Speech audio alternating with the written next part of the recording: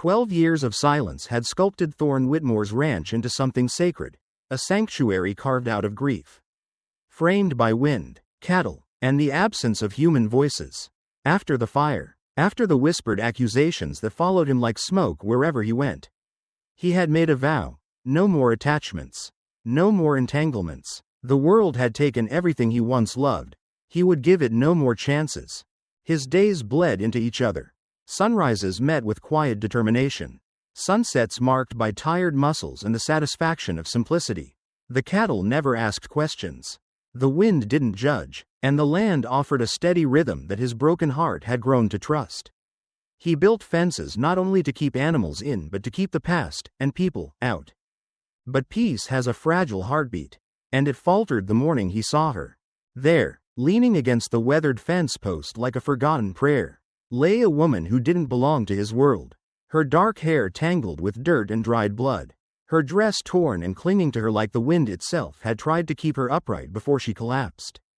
Her chest rose in uneven breaths, defiant against unconsciousness. She was alive, but barely. Thorne's boots rooted into the earth as his eyes drank in the impossible sight. 30 feet away, rifle loose in his hands. He tried to convince himself it was none of his concern. She was trouble, he didn't know how. But she had to be. No one appeared on his land unless they were lost or dangerous. Maybe both. His instincts screamed for retreat.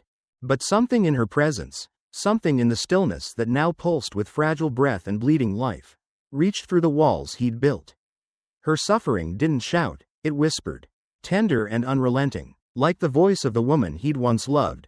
That memory, long buried, surfaced unexpectedly. Not as a ghost, but as a reminder of what love had felt like, what compassion used to mean. She shifted, a soft whimper escaping her lips. That sound, it cracked something deep inside him. It wasn't just pain, it was fear, it was need. Before he even realized it, his boots moved, one step, then another. She opened her eyes when his shadow fell across her. And in that moment, time paused. Green eyes, bright despite the agony, locked onto him. There was no room for lies in them, only a desperate glimmer of hope. She didn't know who he was. She didn't know if he would help or hurt. But she hoped. Hope, Thorne thought, is the most dangerous thing of all. It demands belief. It asks you to see beyond the scars. I won't bring you trouble, she whispered, her voice cracked like brittle leaves. Just water, please. She was trembling, one hand clutching her side where blood had soaked through her dress. Whatever had happened to her, it wasn't some minor accident. Someone had done this. Someone had tried to erase her. And yet, she was still here. Thorne crouched, the rifle resting across his knees, maintaining a distance he no longer believed in. Up close, her injuries painted a brutal story: bruises along her jaw, cuts on her arms, and a wound on her side that looked deep and angry. Whoever she was, whatever she'd escaped from, she hadn't let it kill her. I'm not a doctor, he said gruffly, the only kind of kindness he remembered how to speak. You don't have to be, she replied. Just, don't leave me. Her words fell like snow on embers, softening the coals that had long since burned down inside him. He should have turned away.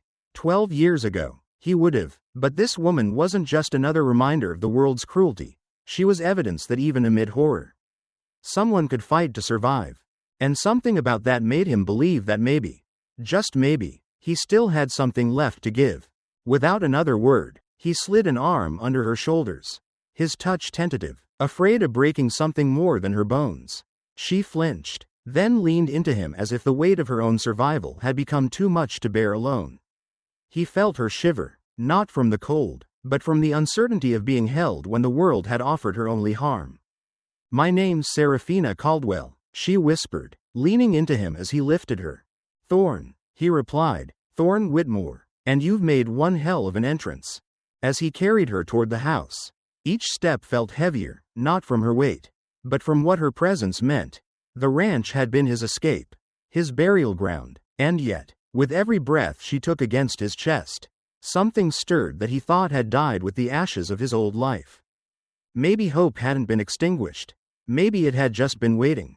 Inside, he revealed the root cellar, a hidden space he'd never imagined sharing. It was his sanctuary beneath the sanctuary, The last refuge if his past ever came knocking. Now, he opened it for her. "There's food and bandages down there. You stay quiet, no matter what happens," he said. As she descended, she paused, looking up at him with tears that didn't fall but made her voice tremble. "Why are you helping me? You don't even know me." Thorn swallowed hard. He wanted to say it was instinct. He wanted to say it didn't mean anything. But the truth was raw and real. "Because I think you've been running a long time," he said, "and maybe you've finally found someone who won't let you run alone." She disappeared into the cellar, and he covered the entrance with the rug. The house fell silent again. But it was a different kind of silence now, one filled with the promise that the past didn't have to define the future. Out on the horizon, dust was rising. Riders were coming. Trouble was nearly here. But for the first time in 12 years, Thorn Whitmore wasn't afraid of what it might bring.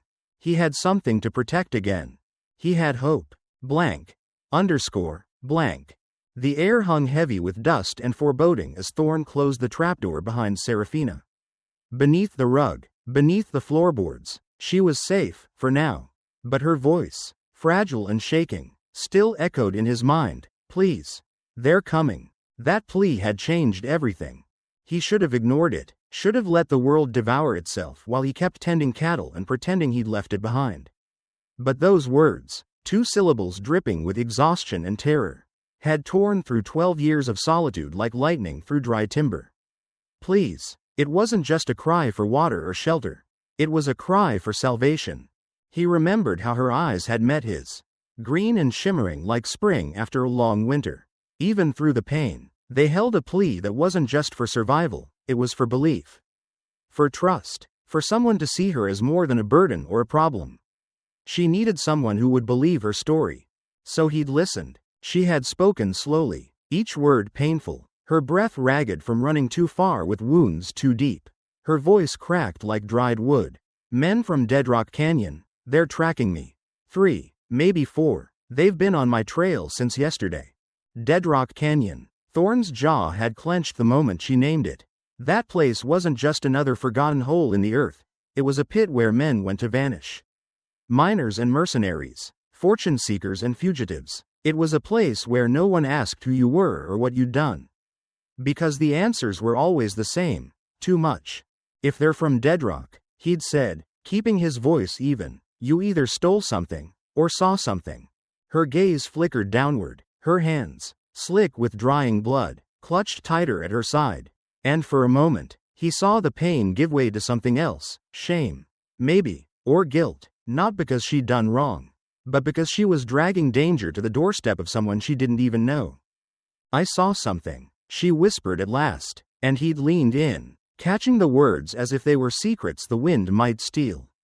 "They killed a family. The Hendersons had a claim near the canyon, silver. I think, enough to make them targets. I was just there to buy supplies, wrong place. Wrong time." Her voice trembled, but it didn't break. That mattered. Thorn had spent enough years around liars to know the signs. But this woman wasn't weaving a tale. She was bleeding truth. "They saw me," she added. "I didn't mean to see anything. I was just trying to buy flour. Some medicine. But I saw everything. The father," he begged. "And the girl, she was no older than 8. They killed them like they were nothing." She looked at him then. And Thorn knew she wasn't just recalling it. She was reliving it. He could have asked more questions. Could have demanded details. But instead, he found himself saying quietly, "So you ran. What else was I supposed to do?" She replied, her voice sharpening for the first time. "Wait for them to kill me too? I'm the only witness. If I don't live, no one will ever know what they did." Her strength stunned him. Here was a woman torn and hunted, still willing to carry the burden of truth, because silence would be worse. She could have vanished, she could have hidden, but she'd chosen to run not just for herself, but for the dead. That wasn't just survival. That was courage. And somewhere inside him, something bloomed. Something he hadn't felt in over a decade.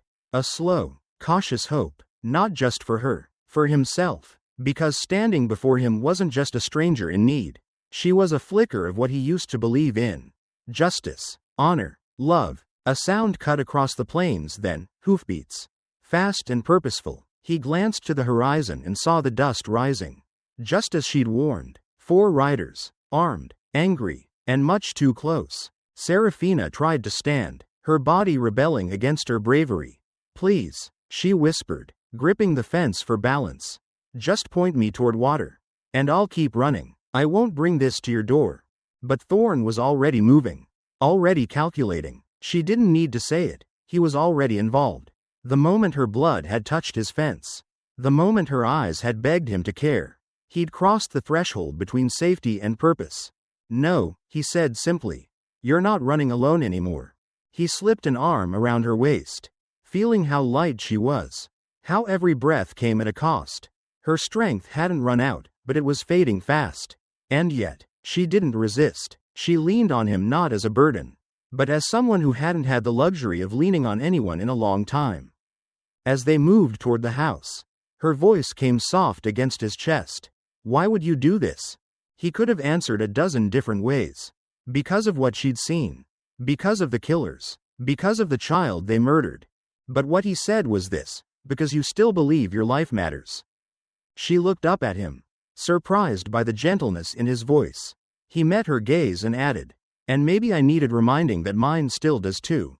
She didn't respond. She didn't have to. When he lowered her into the root cellar and handed her bandages, she squeezed his hand once before descending. It was a small gesture, but it was filled with something he hadn't felt in so long: connection. The hoofbeats were louder now. They were coming, but so was something else. Hope. Blank. Underscore. Blank. Thorn Whitmore had always believed that isolation was a form of peace. No one to answer to. No one to lose. The fences he built weren't just for the cattle, they were for his heart. But as he sat silently in his dim kitchen, the trapdoor to the root cellar hidden beneath the worn rug, the woman downstairs breathing through pain and fear, he realized something unsettling. Peace felt very different now. Her voice still echoed in his mind. "Please, they're coming." The desperation in those words had pierced something inside him. It wasn't just that she was in danger. It was that she still had hope someone might help her, that someone might care enough to try. Thorn stared at the floor, his rifle resting on his lap, his hands still trembling slightly from the rush of emotion that had hit him since finding her. He hadn't felt this unsettled in years. Not since the fire. Not since the world had turned its back on him. And he, in turn, had turned his back on the world. Now the world had returned, in the form of one woman bleeding against his fence post. He had 3 choices. First, walk away. Let the men come. Let them take her, or let her try to escape again. He owed her nothing. That was the easiest choice. The one that would leave his hands clean and his sanctuary untouched. Second, help her. Fight for her. Shield her. Let her stay. But he knew what that meant. 4 armed men were riding toward him. They weren't the kind who asked questions. They were the kind who buried answers in shallow graves. Third, stall. Ask questions. Weigh options. Try to buy time, as if time hadn't already run out. But in truth, the choice was no longer about logic or survival. It was about something much deeper. It was about who he wanted to be. She hadn't begged. She hadn't wept or pleaded or lied. She had simply told the truth, that she had witnessed horror. That she was hunted for it, and that she didn't want to die without trying to make it right. She had looked at him with eyes full of fire and pain. Not asking for rescue but for a chance. That kind of courage reminded him of someone he used to be. Someone who'd once believed in protecting the innocent. Someone who'd held a young child in one arm and a rifle in the other and promised the world wouldn't take either from him. That promise had broken in the flames. But now, maybe, there was a chance to make a new one. He stood slowly, every movement measured. Through the window, he could see the dust cloud inching closer. Riders. Less than 10 minutes now. He looked again at the trapdoor. Sarah. He whispered her name, surprised how easily it came off his tongue. It sounded like belonging. He crouched by the trapdoor, knocked once, and lifted it. Her face appeared in the dim light. Pale but steady. The pain etched across her features hadn't dimmed the resolve in her eyes. "You have to go," she said, even before he spoke. "They'll kill you too. I can't let that happen." He shook his head. "You didn't bring this to my door." "They did. But you could walk away." "I could." He hesitated, then added softly, "But I won't." She looked at him in stunned silence. And for a second, he saw her defenses crack, not from fear, but from something far gentler. Relief, gratitude, trust. You don't even know me, she whispered. I don't need to, he said. I know the kind of person who runs for days on torn legs just to tell the truth. A tear slipped down her cheek. She wiped it away quickly, fiercely, but it wasn't from weakness. It was the tear of someone who hadn't been believed in a long time. Thorn reached down and helped her out of the cellar. She winced but didn't protest. He guided her to a chair, handed her a damp cloth for her wounds. Outside, the hoofbeats grew louder. Time was thinning like air in a fire. He checked his rifle again, loaded every round with care, then retrieved a spare revolver from the cupboard. He handed it to her. I've got one good shot, she said, flexing her fingers. Then make it count, he replied with a half smile. She returned it. There was no dramatic oath, no promise of victory, just a silent agreement that whatever came next, they would face it together. For the first time in years, Thorn wasn't alone, and that, he realized, made all the difference. Hope didn't always shout. Sometimes, it whispered. Sometimes, it bled. And sometimes, it showed up in the form of a wounded woman who refused to let evil go unpunished. When the knock came, sharp, cruel, and confident, Thorn stepped onto the porch with his rifle ready and his soul steadier than it had been in a decade.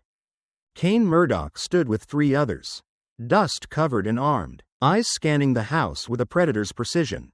You Whitmore? Murdoch asked. Thorn's voice was calm. Depends who's asking. From the shadow of the doorway, Sarah stood behind him, just out of view, but close enough that he could feel the weight of her presence. And though fear curled like smoke in his chest, he felt something stronger rising with it. Love for a stranger he had chosen to protect. Hope for a future that had seemed impossible. And the unshakable belief that doing the right thing, especially when it was hard, mattered more than a quiet life. Blank. Blank. The porch creaked under Thorn's boots as he stepped into the morning light. The wide-open sky above was flawless, cloudless, indifferent, but the rumble in the earth told a different story. They were close now, the riders. 4 of them, just like she'd said. Thorn's heart beat slow and steady, a rhythm honed from years of danger, loss, and quiet survival. But today, it wasn't just his own life on the line. Inside the house, beneath the floorboards, Sarah sat in the dark, wounded but determined, and for the first time in 12 years, Thorn found himself standing not just for himself, but for someone else. The sound of hooves broke the morning stillness, hard and fast. Moments later, the riders appeared on the ridge, silhouetted against the rising sun. They descended the slope with practiced ease, forming a loose arc as they neared the house. They looked like they belonged to the land, rough men, weathered and wild, but Thorn saw the truth in their posture, the way their hands hovered near their guns, the calculation in their eyes. These weren't ranchers, these were killers. The man in front was tall, lean, with a long scar that carved a cruel line from ear to jaw. His eyes were as cold as the steel on his belt. You Whitmore? The scarred man called, drawing up his horse just short of the porch. Thorn stood with his rifle resting casually across his chest. Not threatening, but not welcoming either. Depends who's asking. Name's Kane Murdoch, the man said. We're tracking a woman. Dangerous. Stole something from Deadrock. Might have passed through here. Thorn's gaze didn't flicker. Ain't seen a soul in weeks. Just cattle and coyotes. Murdoch's eyes narrowed slightly. That right? He looked around the property, his gaze sharp and slow. Funny thing, her trail leads right to your fence. Blood trail, too. Woman was hurt when she passed through. Blood. The word stuck in the air like a spark over dry grass. Thorn kept his face still. Coyotes hunt through here regular. One got snagged on the wire last week. Could be anything. Murdoch smiled, but it was the kind of smile that never reached the eyes. Mind if we take a look around? Just to ease our minds. It wasn't a question. Thorn's pulse quickened, but he nodded. Free country. Just don't spook my cattle. Murdoch dismounted with the easy grace of a man who'd drawn on many porches before. His men followed, spreading out with the quiet tension of trained wolves. Thorn recognized the formation. He'd used it once himself. In a life long buried. Inside the house, beneath the floorboards, Sarah waited. He imagined her clutching the Colt he'd given her, breathing through pain, counting on him. The thought tightened his chest. One of Murdoch's men lingered near the fence where Sarah had fallen. He crouched low, studying something. When he stood, he called out, "Kane, there's blood. Fresh. Leads toward the house." Thorne saw it happen, the shift in Murdoch's expression. From curious to cold. He'd lied to these men, and they knew it. "You said you hadn't seen anyone," Murdoch said, stepping closer to the porch. "I said no one came by," Thorne replied calmly. "Didn't say I hadn't ridden out myself." "You always come back bleeding?" Thorne didn't answer. From the corner of his eye, he saw movement near the barn. One of the men pointing at hoofprints in the dirt. His tracks from earlier that morning. Every clue was stacking against him. Murdoch's hand hovered near his gun. And still, Thorne didn't move. Because inside, beneath the house, was a woman who had witnessed something terrible. A woman who had seen innocence snuffed out. Who had run with shattered lungs and bleeding skin to protect the truth.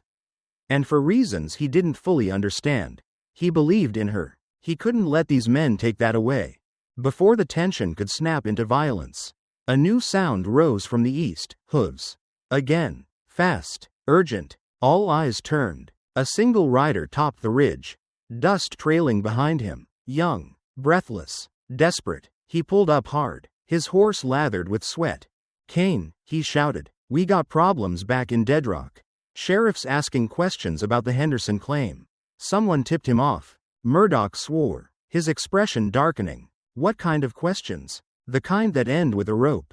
Murdoch's jaw clenched. For a moment, Thorne dared to hope they'd ride off, called back by a threat larger than Sarah's testimony. But then the man crouched by the porch spoke again. "Kane, blood leads to the door. She's here." Silence fell like a hammer. Murdoch turned, eyes burning. "Bring her out, Whitmore. Do it now. Maybe we'll make it quick." Thorne didn't move, not because he wasn't afraid, but because he had already made his choice. He had let love go once. A long time ago. Let the world burn down around him without lifting a hand. But this time, something inside him refused to retreat. This woman, this stranger with green eyes and a battered body, had reignited something he thought long dead. And even if it meant facing death, he would not let the light she carried be extinguished. "Last chance," Murdoch warned. Thorne met his gaze. "You step 1 foot inside that door. You'll regret it." For a second, no one breathed. Then Murdoch stepped forward. And just like that, the line was crossed. Blank. Underscore. Blank. The sun beat down on Thorne Whitmore's porch, casting long shadows across weathered boards and memories he thought he'd buried. Kane Murdoch stood at the edge of that porch. A man cloaked in menace. His boots dusty from the trail, and from the red clay Thorne recognized too well. The same clay that clung to the earth around the Henderson claim. Sarah had told the truth. Every word. Thorne felt it settle inside him. A quiet certainty beneath the tension that gripped his chest. She hadn't just been a victim. She was a witness to something terrible. Something no one else had dared speak of. And now her truth stood balanced on the edge of a rifle barrel. Murdoch's smile was sharp. "Cruel. Nice place you got here, Whitmore. Quiet. Private. The kind of place where a man might hide things." "I'm a rancher," Thorne said flatly. "Don't have much to hide." Murdoch chuckled. "That's what they all say. But I can smell secrets. And you stink of them." The other riders had dismounted, spreading out across the yard. One moved toward the barn, another toward the water trough. They didn't draw, not yet, but their hands hovered near their holsters, practiced and ready. The message was clear. This wasn't a visit, it was a warning. Inside, beneath the trapdoor, Sarah waited. He could almost feel her heartbeat echoing in the floor. Could picture her clutching the revolver he'd given her. Every nerve frayed from pain and urgency. She had trusted him, told him her name, given him the truth, and now that truth hung like smoke in the air. He could have ended it there. Could have given her up, pointed toward the cellar and let these men erase her. They would believe he'd been duped, that he hadn't known, but she'd trusted him with her life. And that trust meant something. More than that, it meant everything. Murdoch stepped onto the porch. his boots striking the wood with a hollow finality. It was a line Thorn had never allowed another man to cross. His home was sacred, his porch, a boundary, but Cain didn't care. "Let's take a look inside," Murdoch said. Thorn raised his rifle slightly, not a threat, but not far from one either. "I'd rather you didn't." Murdoch's voice turned cold. "Wasn't asking." All around them, the other men shifted into new positions. Angles designed for violence. Thorn's fingers flexed on the rifle. Eyes scanning, calculating. He had the advantage of cover. They had numbers and nothing to lose. Then, salvation, or the promise of it, appeared on the horizon. A rider, alone, moving fast. Thorn's heart kicked harder. Whoever it was, they had the timing of a miracle. He glanced at Murdoch, saw the flicker of distraction as the outlaw turned toward the sound of approaching hooves. The new rider pulled up in a cloud of dust, his horse slick with sweat, panic written across his face. "Cain," he shouted, "we got trouble back in Deadrock. Sheriff's poking around the Henderson claim. Someone tipped him off." Murdoch's expression shifted, from suspicion to fury. "What kind of trouble?" "The kind that asks about the girl. The kind that leads to a rope." The men tensed. Some turned toward their horses, uncertainty in their eyes. But before anyone could act, one of them, the tracker, pointed to the porch.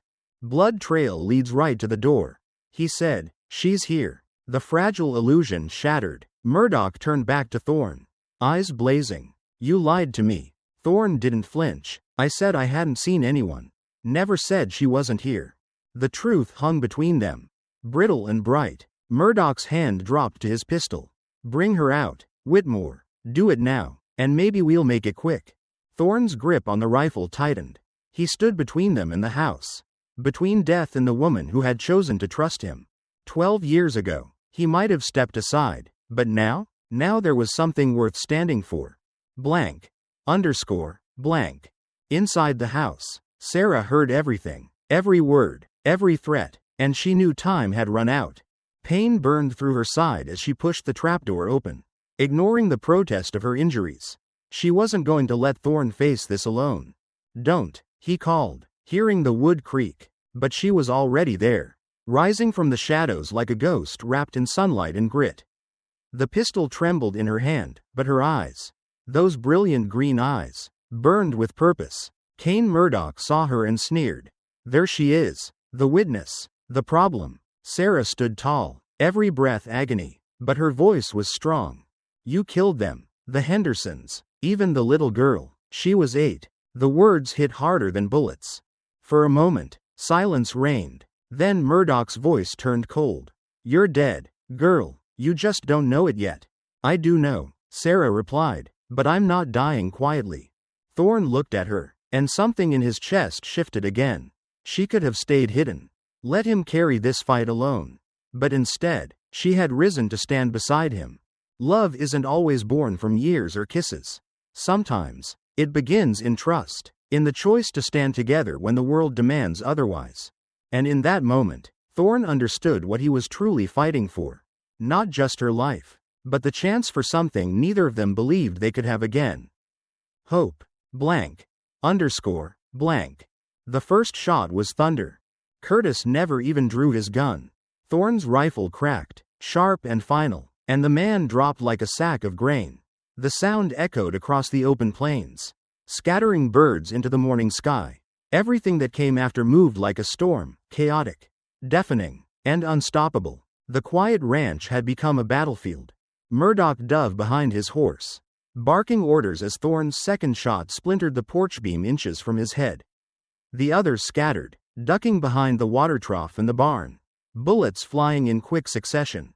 Wood cracked. Dust kicked. Thorn moved on instinct, training he hadn't called upon in over a decade rising to the surface like it had been waiting just beneath his skin.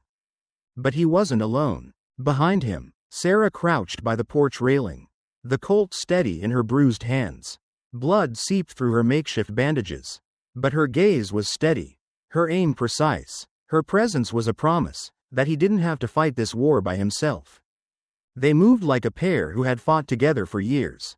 When Thorn fired, she covered. When she needed to reload, he stepped forward. There was no room for words, Only the rhythm of breath and bullets and the pulsing knowledge that if they stopped moving, they'd both die. You picked the wrong side, Whitmore, Murdoch shouted from behind his horse. All this for a woman you just met? Thorne didn't answer. He couldn't, not just because his focus was narrowed to survival, but because he didn't know how to explain the truth. That sometimes you meet someone who reminds you of everything good you once believed in. And sometimes, you don't protect them because you know them, you protect them because they show you who you could be again. Another bullet punched through the barn wall. Thorne ducked just in time. But the pressure was building. He was outgunned, outnumbered, and out of time. We won't hold them like this, he muttered to Sarah, crouching behind the porch. Not without something big. She nodded, sweat streaking her pale face. How big? Thorne's eyes flicked to the barn. Explosives. Wait, what? I've got mining sticks. For clearing stumps. He looked at her. Can you keep them busy for 2 minutes? Her answer came without hesitation. I've got 5 rounds left. That's enough. He smiled. She was bleeding, trembling, cornered, but full of fire. A kind of strength he hadn't seen in years. She looked at him as he readied to sprint. For Sarah Henderson, she whispered. For them all, Thorne replied, then ran. He didn't look back. He couldn't. The barn was 30 yards of open ground. He sprinted low, bullets whistling past. Behind him, Sarah's colt barked defiantly. He could hear Murdoch shouting, panic undercutting his fury. Thorne was no longer just a rancher in hiding. He was a man with purpose. The barn door swung open under his weight. He dove behind the crates where he stored supplies, hands scrambling for the box with the skull and crossbones. The dynamite was old, but still good. He lit the fuse with shaking fingers. The hiss was sharp, alive. Back on the porch, Sarah's shots slowed. Hold on, Thorne whispered to the wind. He raced out again, dynamite in one hand, rifle in the other. Sarah was still there, crouched low, blood on her sleeve but her eyes burning. She saw the lit fuse. Understood the plan. No words were needed. Drop your gun, Murdoch shouted, his voice now close, too close. Thorne's heart lurched. Murdoch had moved during the distraction, closing the gap. Now he stood at the base of the porch steps, his pistol aimed squarely at Sarah's head. Drop it, Whitmore, or she dies. Thorne froze. He was 20 feet away, the stick of dynamite behind his back, the rifle half raised. He met Sarah's gaze. Her lips trembled, but her eyes held something deeper than fear, resolve. Don't, she whispered. Don't let him win. Time slowed. And then the second stick of dynamite, the one he'd lit in the barn and hidden in his coat, rolled from his hand across the porch, and stopped at Murdoch's feet. Murdoch saw it too late. His eyes widened. 3 seconds. He looked at Thorne, then at Sarah. 1 second. He raised his gun. The explosion lifted him off the ground in a scream of fire and earth. The porch buckled under the force. Debris showering the yard. Smoke billowed. And when it cleared, Murdoch lay still, his gun lost in the rubble. The ranch fell silent. Only the wind and distant cattle remained. Thorne dropped to his knees beside Sarah. She was alive, burnt, bruised, but alive. She looked at him, coughing through the dust. You idiot, she gasped. And then she smiled. A real smile, one born not from victory, but from survival. He touched her hand gently. Had to be sure. Are they? One's gone. The other ran. Smart man. She let out a breath that sounded like release. It's over? He looked out over the scorched yard. The broken porch. The house that had once been his prison and now, maybe, his promise. Yeah, he said softly. It's over. But something told him it was also just beginning. Blank. Underscore. Blank. Smoke drifted across the yard like a veil, curling in the soft morning light as the dust from the explosion settled. The air still tasted of ash and gunpowder, but the silence was sudden, staggering, like the world itself was holding its breath. Murdoch was down, Sarah was alive, and Thorne Whitmore was still standing. The remains of the porch groaned under his boots as he dropped beside her, gently brushing splinters from her shoulders. Her body trembled from exhaustion and blood loss, but her hands still clutched the pistol. She hadn't let go, not even after the blast that had ended everything. You're all right, he said softly, voice raw. You're still here. She nodded, her breath hitching. So are you. For a long moment, they didn't move, didn't speak. The chaos was gone, but the echo of it still hummed in their bones. Then Thorne stood, his gaze sweeping the property. The final gunman, Murdoch's last follower, was gone. Vanished during the chaos. Maybe the boy had run when the dynamite blew. Maybe he'd decided that survival was worth more than loyalty to a killer. Thorne didn't care. He only cared about one thing now. The woman who'd risked everything to tell the truth. And the truth she carried still lived in her eyes. He turned back toward her, helping her sit up slowly. Blood stained the hem of her dress. But her spirit hadn't faded. If anything, it had grown stronger, sharpened by fire and loss. She looked around the ruined yard and let out a shaky breath. Is it really over? He nodded. For now, long as no one else decides to come hunting. She offered a tired smile. You said you liked being left alone. I used to, he said quietly, but I think I was confusing peace with emptiness. Her eyes softened. And now? Now I think maybe peace is something you build, not something you hide in. For a man who had built walls around his life, it felt strange, liberating, to speak the truth out loud. But looking into Sarah's eyes, he saw the same transformation. Neither of them were who they'd been before this morning. The blood, the bullets, the fear, it had changed them. But it hadn't broken them. And that was something worth holding on to. Thorne helped her into the house, each step slow and painful. The front door hung askew on one hinge, and the floor was scattered with dust and shattered wood. But somehow, inside these battered walls, it still felt like shelter. He eased her down into the chair by the hearth, then knelt beside her, pulling bandages from a cabinet.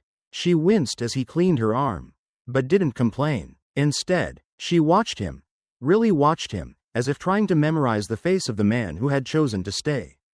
You didn't have to, she said after a long pause. You could have let me go, could have turned me in, could have let me die. Thorne didn't meet her eyes at first. He focused on wrapping the gauze, his hands surprisingly gentle. I've done enough hiding for one life, he said finally. You reminded me what it means to fight for someone else. She didn't speak, but the look she gave him held something warmer than gratitude. It was the kind of look that said she understood, that she believed him, that maybe, in another life, or perhaps in the one they'd just begun, they could mean something to each other beyond survival. The hours passed slowly. When the sheriff's posse arrived 3 days later, the ranch was still scarred, but standing. Morrison was a tall, steady man with gray in his beard and eyes that had seen too much. He listened without interrupting as Thorne and Sarah told their story. When Sarah spoke of the Hendersons, her voice didn't shake. When she described the little girl, Sarah Henderson, and what she'd seen, her hands didn't tremble. Thorne watched her, awed by the quiet courage that hadn't dimmed. Even after everything, she deserves justice, Sarah said, her voice clear. All of them do. Morrison nodded solemnly. You willing to testify? Every word, she said without hesitation. The sheriff turned to Thorne, studying him with something like respect. You've got a reputation, Morrison said. Most folks thought you were just a ghost out here. Now, words spreading fast.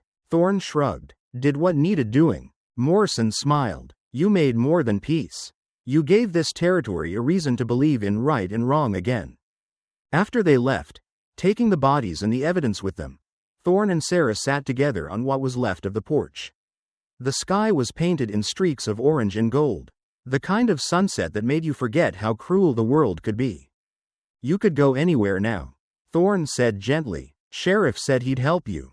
Denver, new name, clean start. Sarah didn't answer right away. She watched the cattle move across the pasture. The peaceful rhythm of animals that didn't know their land had almost turned into a graveyard. And you? She asked. Same as always, he said, then paused. Unless, she looked at him, unless this place starts needing more than just one set of hands.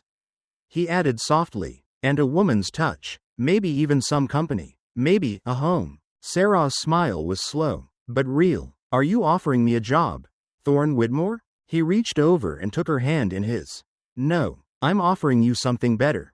The breeze moved through the grass like a hymn, and the sun dipped lower, casting them both in golden light.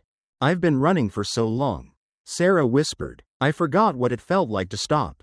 He squeezed her hand. Feels like this. And for the first time in years. He believed it. Blank. Underscore. Blank. 6 months had passed since the day blood painted Thorne Whitmore's fence posts. The wind still moved gently across the wide plains, rustling the grass like whispered lullabies. The cattle still wandered slow and steady, unbothered by human things. But the ranch itself, it had changed. Not in its shape or structure, though much had been rebuilt. No, the change was deeper, warmer, lasting. The silence that once dominated the land was now filled with new sounds, laughter, conversation, the soft clink of dishes from an open window, the sound of music drifting faintly in the evenings. It was the sound of life, of presence, of two people who had found each other at the very edge of survival and chosen not just to heal, but to build. Thorne sat on the newly restored porch, his boots crossed at the ankles, a cup of coffee warming his hands. The view hadn't changed, endless sky, distant hills, and the ripple of golden pasture. But what he felt while looking at it had. Once, this land had been a refuge from everything. A fortress of solitude he'd retreated to when the weight of the world grew too much. Now, it was something else. It was a home. Sarah came out quietly, a shawl wrapped around her shoulders despite the summer warmth. Her injuries had healed slowly, and some of the scars remained, but none of them held her back. She moved with grace, with peace, and with purpose. She still bore the fire in her eyes, but now it was tempered by something gentler, belonging. She settled beside Thorne without a word, resting her hand on his knee. He covered it with his own, letting the quiet stretch out between them. They didn't always need to speak. Words had saved them once, but silence had given them space to grow. "You thinking?" she asked eventually. He nodded, glancing toward the horizon. "About the day I found you," he said, "how it all started, with a blood trail, a broken fence, a decision I nearly didn't make." She leaned her head against his shoulder. "But you did, I did, and look where we are now." It amazed him still, that something so violent could lead to something so steady.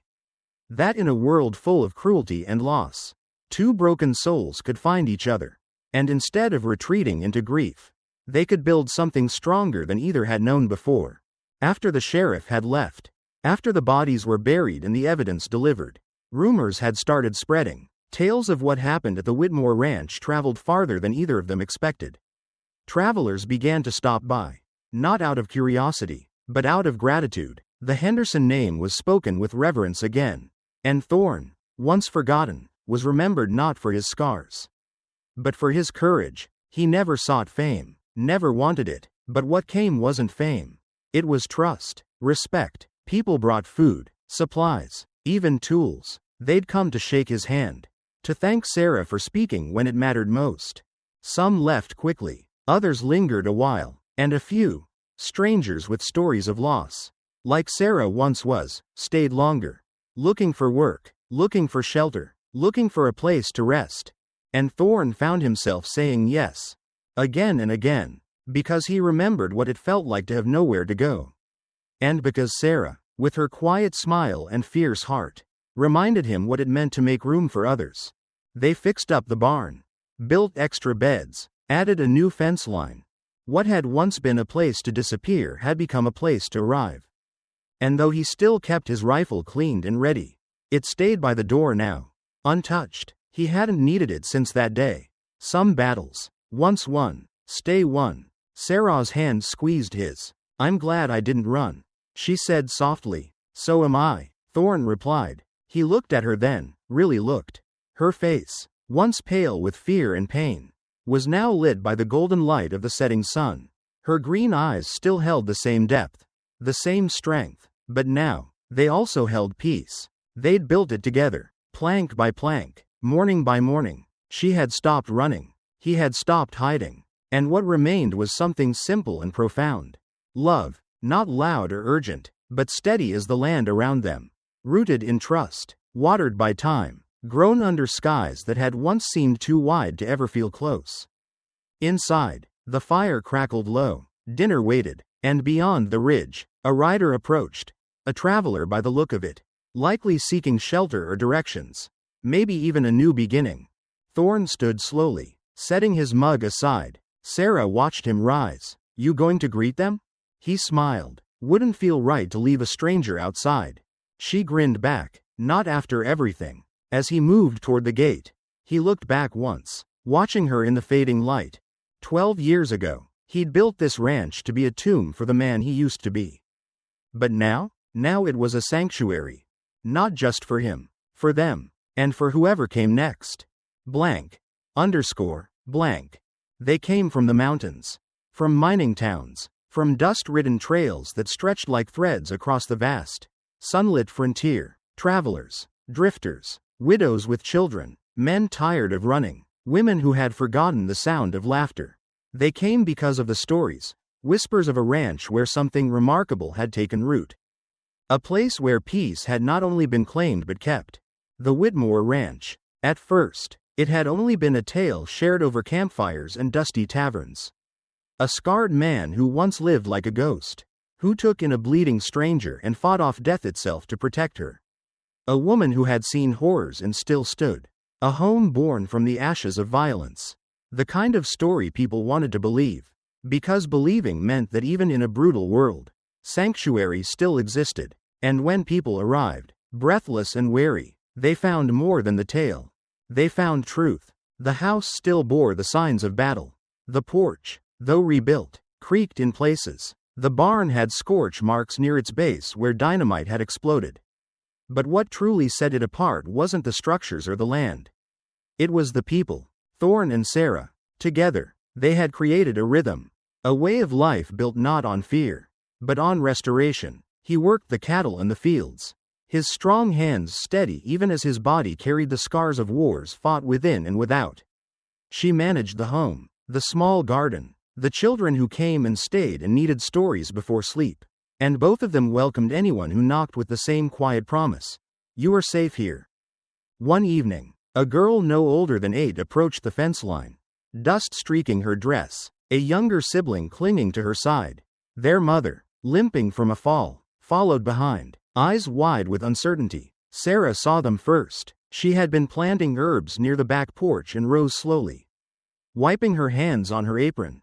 The girl flinched at first, but Sarah didn't speak. She simply stepped aside and opened the gate.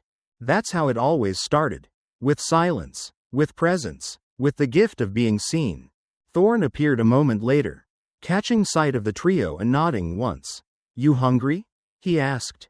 The woman hesitated, nodded. We've got stew on the stove. Come in, rest a while. They never had to stay. But many did. Months passed, and what began as a ranch grew into something more. A community of the quiet-hearted, of people learning to trust again. They helped each other rebuild fences, raise new barns, teach children letters and numbers and how to ride without fear.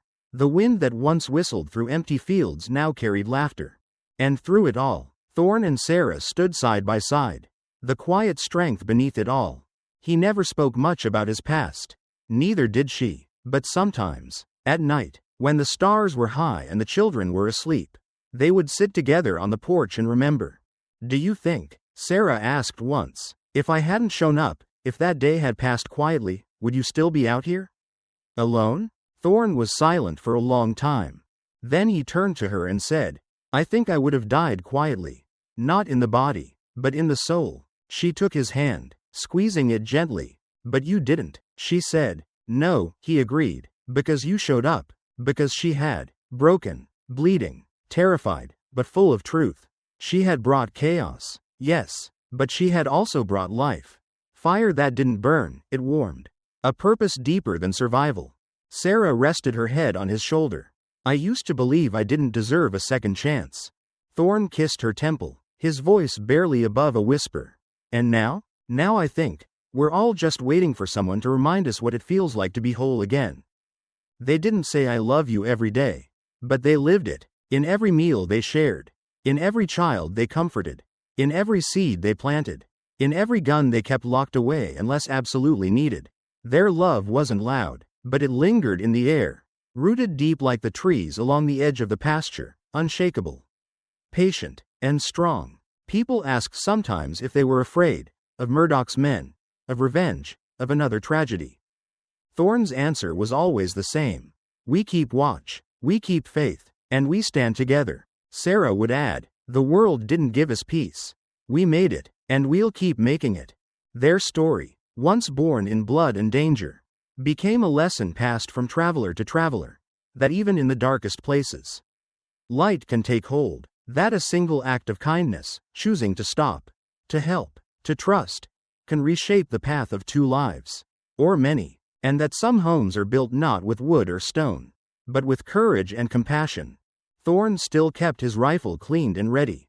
It rested in the corner of the house, near the back door, not out of fear, but out of respect for the past, for the day he nearly let a stranger die, and the day he chose not to. He hadn't had to fire it again, because some battles, once won, stayed won, and peace, true peace, once earned, could last forever.